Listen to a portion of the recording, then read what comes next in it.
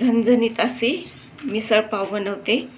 तर इथं बघा मी काय काय साहित्य घेतलं आहे. कांदा घेतला आहे कट करून, टोमॅटो घेतलं आहे, आलं घेतलं आहे, लसूण घेतलं आहे, तमालपत्र घेतलेत, कोथिंबीर, हळद, मिरची पावडर, जिरे, मोहरी, मीठ, धने पावडर घेतले.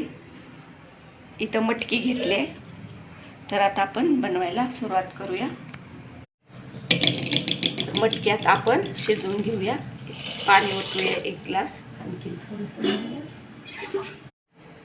हळद घालूया थोडीशी. मटकी आपली शिजते तोपर्यंत आपण अद्रक आणि लसूण थोडंसं ठेचून घेऊया.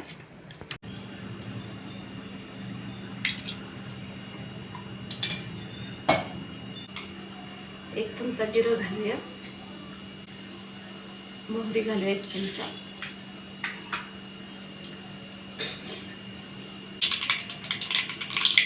मोहरी जिरं आपलं तडतडलंय तर आता आपण कांदा घालून घेऊया.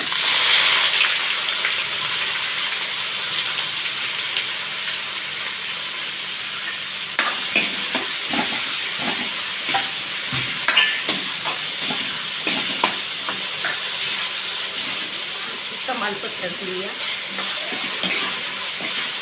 बघा मटकी आपली व्यवस्थित शिजली आहे. इकडे कांदा पण आपला तोडतो.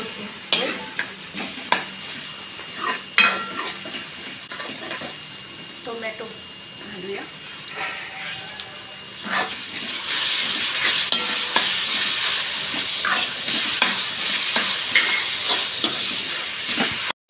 तेल सुटेपर्यंत आपण हा कांदा आणि टोमॅटो परतून घेतलंय. तर त्याच्यामध्ये आता आपण थोडीशी हळद घालूया, मिरची पावडर घालूया, धने पावडर, चवीप्रमाणे मीठ घालूया आणि परतून घेऊया.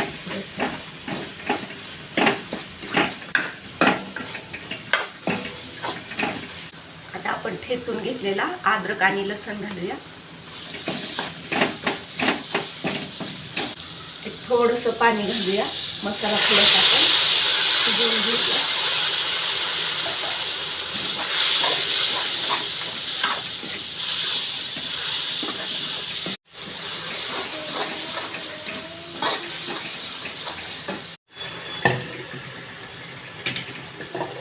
तर बघा मसाला आपला व्यवस्थित तेल सुटेपर्यंत आपण त्याला थोडंसं पाणी घालून शिजवून घेतलंय.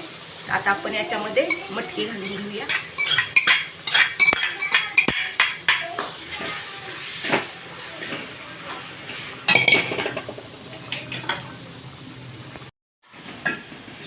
त्याच कढईमध्ये थोडंसं पाणी गरम करून घेऊया.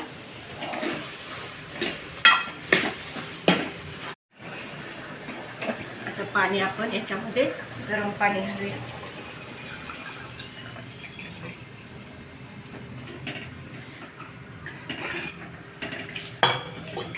एक उकळी आणून घ्या. तर बघा मिसळ झणझणीत अशी आपली मिसळ तयार झाली. आता आपण एका प्लेटमध्ये काढून घेऊया.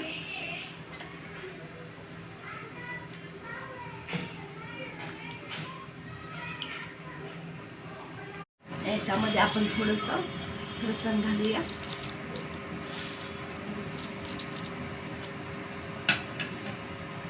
थोडीशी कोथिंबीर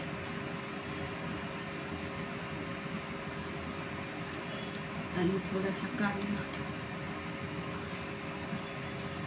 तर बघा झणझणीत अशी आपली मिसळ पाव तयार झाले.